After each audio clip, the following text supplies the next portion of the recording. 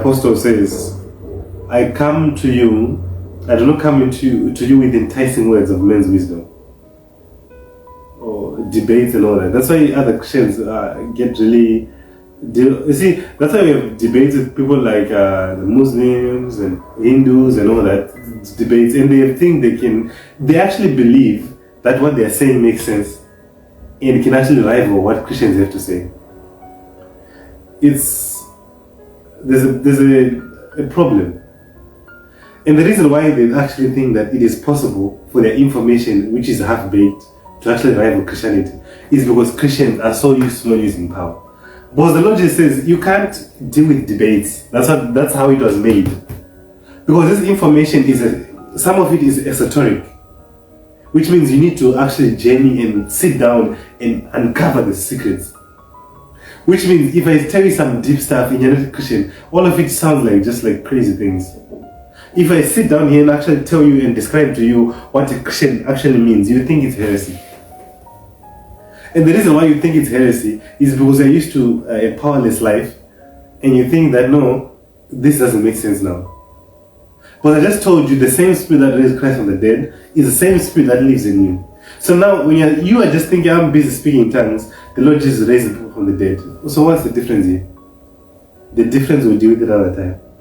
Why the Lord Jesus could raise people from the dead and you can't even heal yourself when you have a headache, or you can't even pray or lay hands on anything and it works. I'll tell you the difference why.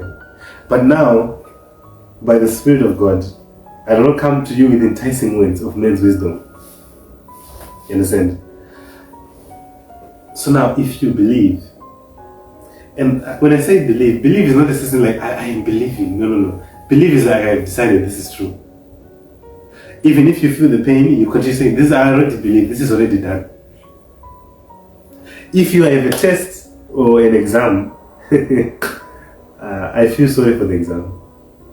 I feel sorry for your peers because you are cheating. You understand? As a Christian, there's so many times I cheated so much. And when I say cheat, you think I'm talking about reading books and nah, that kind of cheating. Where there was a time actually, the first live we did for students actually, the Q&A. I had a very serious exam I was supposed to be chasing after. And I was busy preparing stuff for you guys. And I said, God, I believe, God. And when I wrote that test, after we spent weeks and weeks preparing for that first session. And when we eventually, I had a few days, I think less than 2 days to prepare for the test. And I got the highest mark I got that whole year. In that less than 2 days. So there's an ability for God to mess up the things around you. When I say mess up, I'm saying the things which are giving you trouble. You can become the trouble. Imagine when the devil is being nasty to you, and then you gain a certain realization when you know that I become a problem. There's one of my fellow brothers here. I was telling about Christianity and how powerful God is and all these things. And I was saying, do you know what God can do? God can do more than you think.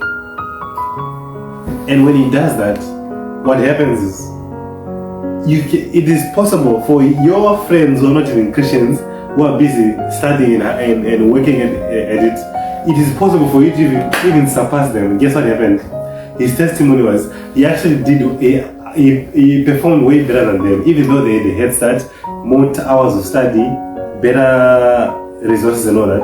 But by the power of God, after we spoke a word and decreed something, he saw results.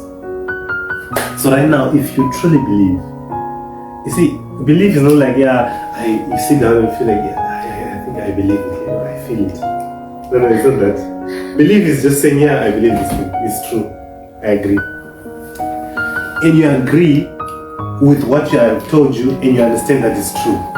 So this information, think about it and say, I believe this.